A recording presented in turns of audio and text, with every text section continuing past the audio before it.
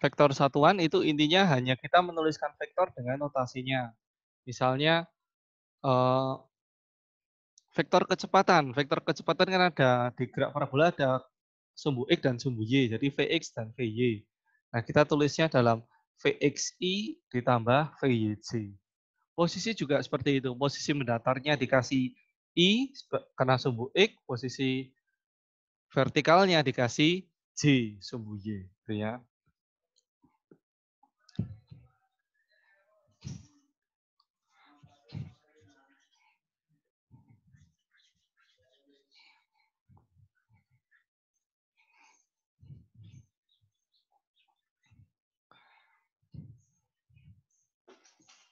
Ya, kita lihat nomor 7 ya. Nomor 7, halaman 206. Semuanya dibuka, halaman 206 nomor 7. Sebuah partikel mengalami gerak parabola. Posisinya pada saat T ditentukan oleh koordinat X, Y. Dengan X-nya itu 6T dan Y-nya 12T min 5T kuadrat. Jika X dan Y dalam meter dan T dalam sekon, tentukan kecepatan awalnya. Nah ini tadi yang belum saya jelaskan di video ya, mengenai diferensial, mengenai turunan. Jadi tadi saya mau masukkan dalam video tapi kok sepertinya terlalu lama gitu ya. Mungkin akan saya buatkan video di pertemuan berikutnya. Jadi besok di pertemuan berikutnya kalian akan melihat tentang cara menurunkan lagi, tapi di sini akan saya ajarkan dulu ya. Nah, dalam soal ini dikatakan posisi benda itu X, Y. Jadi posisi bendanya, posisi benda X, Y. Di mana X-nya itu adalah 16T, sedangkan Y-nya adalah 12T min 5T Pak, itu kuadrat. X-nya 6T, Pak. Oh, oh iya 6T, sorry. 6T dan Y-nya 12T min 5T kuadrat.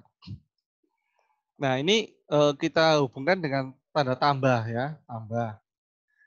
Karena ini X, maka satuan vektornya itu adalah I. Jadi satuan vektor untuk sumbu X itu adalah I. I caping seperti ini ya. Terus yang sumbu Y, ini kan Y, maka satuannya vektor kita kasih simbol J. Sedangkan satuan fisikanya sendiri, karena ini posisi, berarti satuan fisikanya adalah meter ya. Jadi posisinya benda itu dinyatakan dalam 6TI X-nya dan 12T min 5T kuadrat J untuk sumbu Y-nya. Nah, lalu kita diminta untuk mencari kecepatan. Kita diminta untuk mencari kecepatan. Bagaimana caranya? Ini kan persamaan posisi. Cara yang paling mudah untuk mengubah dari persamaan posisi menjadi persamaan kecepatan adalah dengan menggunakan diferensial atau turunan ya. Nah, saya akan tunjukkan apa itu diferensial atau turunan. Ini di dalam mempelajari matematika, notasi hitung yang baru kita kenal itu kan baru penjumlahan, pengurangan, pembagian, perkalian gitu ya.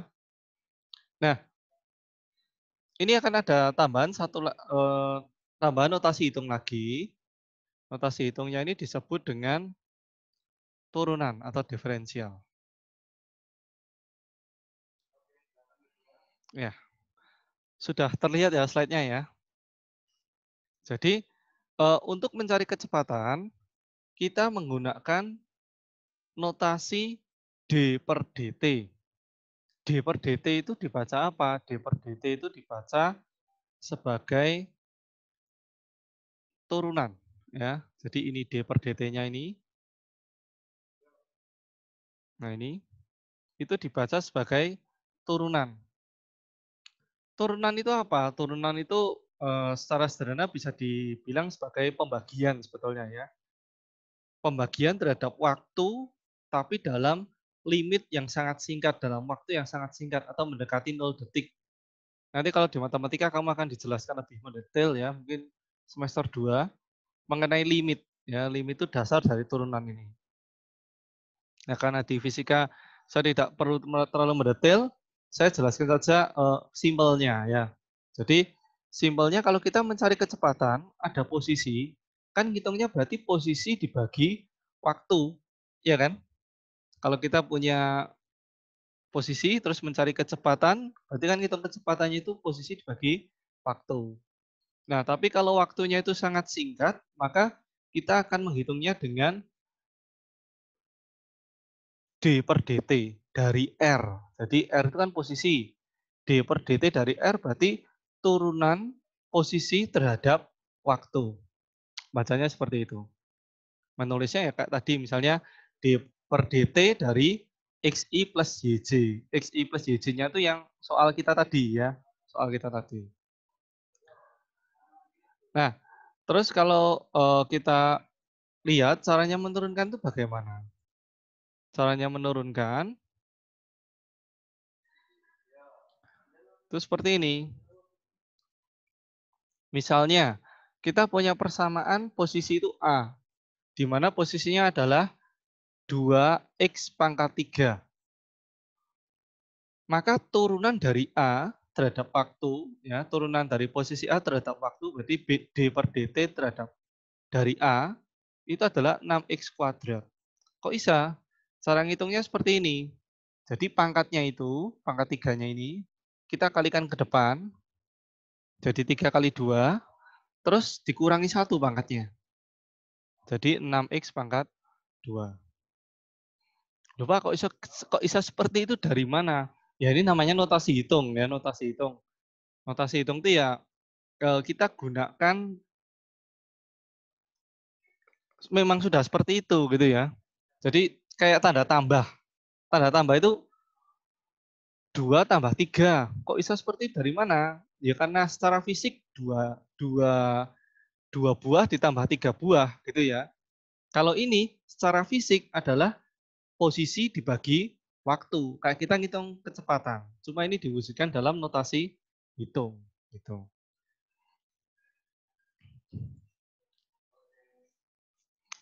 Nah, berarti eh, di sini kita punya persamaan posisi. Terus kita mencari kecepatan. Mencari kecepatan,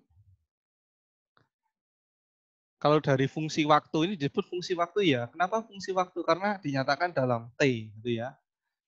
Mencari kecepatan berarti rumusnya adalah posisi ini kita turunkan terhadap waktu d per dt dari posisinya r, gitu ya.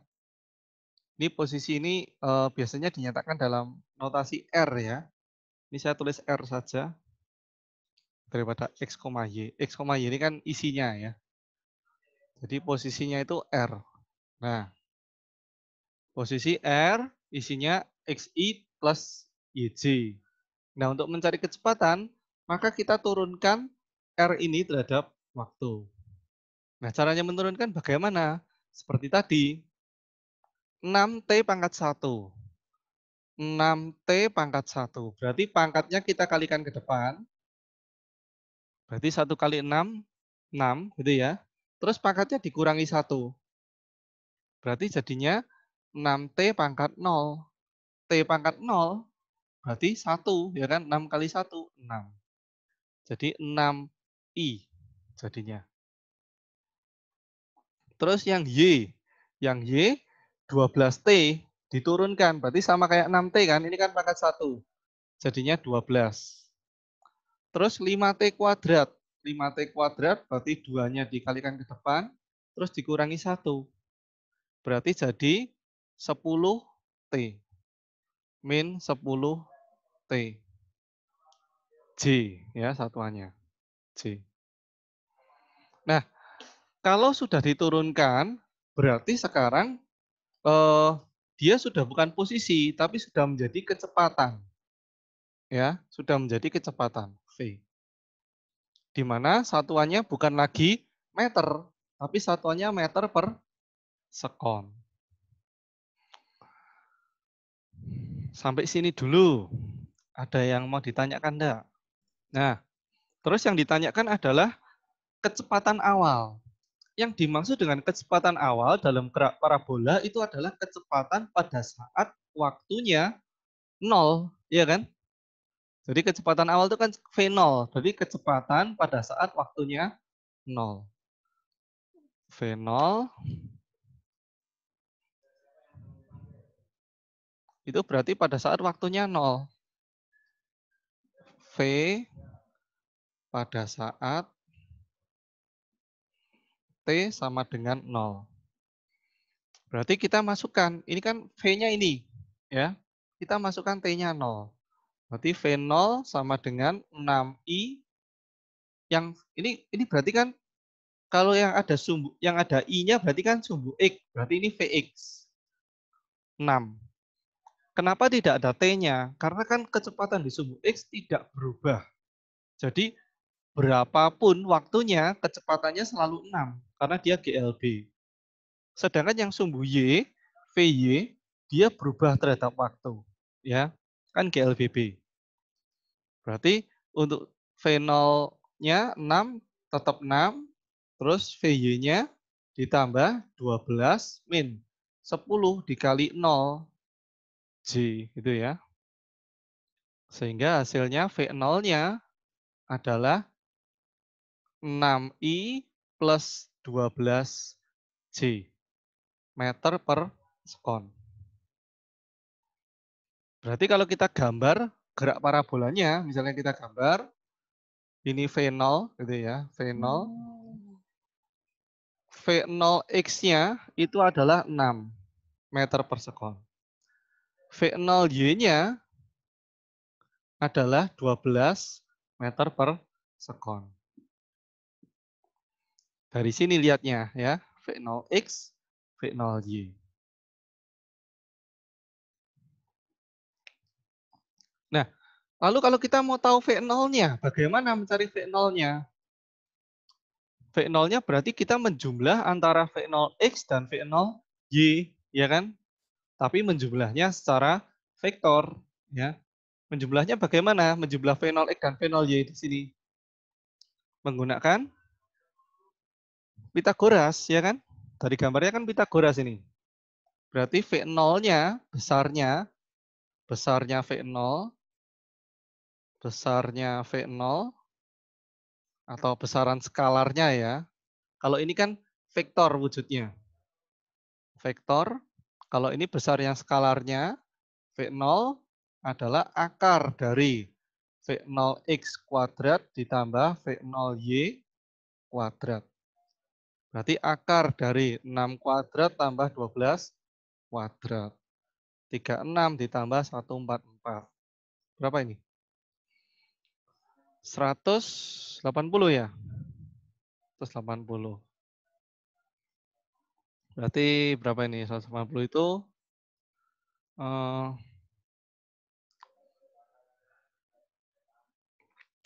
berapa ya? Coba dihitungkan akarnya. Ya, akar dari 180 kita dapat 13,4 meter per sekon. Jadi kecepatan awalnya adalah 13,4 meter per sekon. Lalu dia parabola gitu.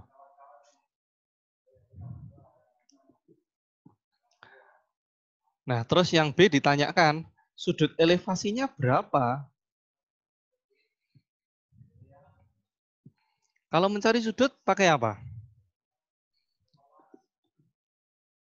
Kita sudah tahu ini sudutnya, sisi depannya sudut VY ada, sisi sampingnya VX ada, sisi miringnya VO Oh ada. gitu Pak. Ya, VO kali apa cos ya Pak? iya betul. Jadi kalau sudah ada semua ya mau pakai sin, cos, tan bisa semua, ya kan?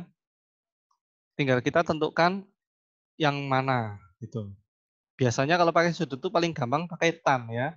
Karena misalnya kamu tidak menghitung fenol yang resultannya ini. Kalau pakai tan tetap bisa ngitung pakai fenol Y dan fenol X ya. Mencari sudut elevasi. Sudut elevasi paling gampang pakai tan ya. Theta sama dengan arkes tangen dari V0Y per V0X.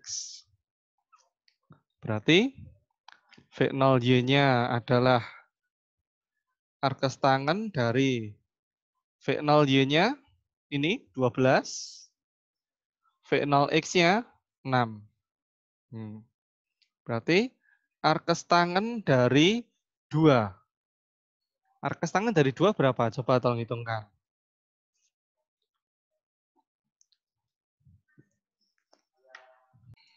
Arkes tangen dari 2, 63,4 derajat. Ya. Jadi sudutnya adalah 63,4 derajat. Nah, nanti yang C, D, E tinggal kita pakai rumus yang biasa ya. Berarti kan V0 sudah ada, sudut sudah ada. Kalau mencari lama waktu di udara, ketinggian maksimum, jarak terjauh, kecepatan horizontal pada titik tertinggi itu kan tinggal masuk rumus. Yang penting kan kita sudah punya angka V0 dan sudutnya. Ya. Oke.